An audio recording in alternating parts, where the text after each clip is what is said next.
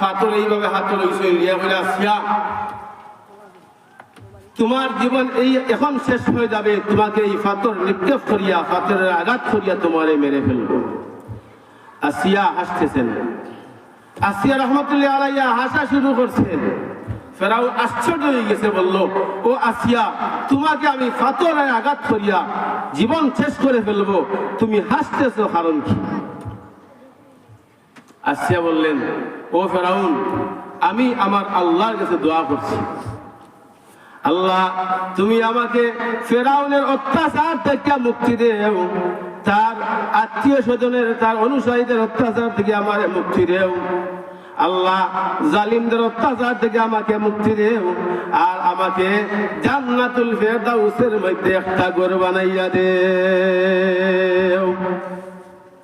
ও ফেরাউন, তুমি যখন ফাতর হাতের মধ্যে উঠাইছো, মহান আল্লাহ জান্নাতের ভিতরে আমার জন্য কিভাবে ঘর বানাইয়া রাখছেন, মহান আল্লাহ আমি আসিয়ার সামনে জান্নাতের ঘরটা আমার চোখের সামনে নিয়ে হাজির করিয়া দিয়া দিছেন। নবীজিকে সাহাবায়ে কেরাম জিজ্ঞাসা করলেন, ইয়া রাসূলুল্লাহ, ইয়া হাবিবাল্লাহ, গো আল্লাহর নবী, ফেরাউন আসিয়াকে এত রকমের কষ্ট দিল, আসিয়ার কি কষ্ট হইল না?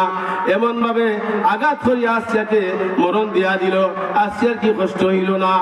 আল্লাহর নবী জবাব দিলেন, ও সাহাবায়ে কেরাম, যেই সময় ফেরাউন হাতের মধ্যে পাথর উঠাইছে, মহান আল্লাহ আসিয়ার ভিতর থেকে রূহটা বাইর করিয়া আল্লাহ রাব্বুল আলামিন জান্নাতুল ফেরদাউসের মধ্যে আসিয়ার রূহটারে পাঠাইয়া দিয়া দিছেন।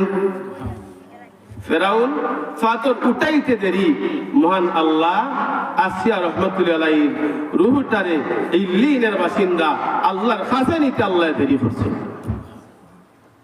এই জন্য ইমান খারাপ হয় যে নিজের জীবনও যদি চলে যায়, আমার জীবন চলে যায়, সম্পদ চলে যায়, সব কিছু যদি চলে যায়, তবুও আমি আমার আল্লাহ এক বলিয়া বিশ্বাস করছি, আল্লাহর বিধান আর নবীর তরিকা মতো আমার জীবনটা যদি পরিচালনা করতে পারি, তাহলে আমি একজন ইমানদার হিসেবে আল্লাহ দরবারে গণ্য হইলাম।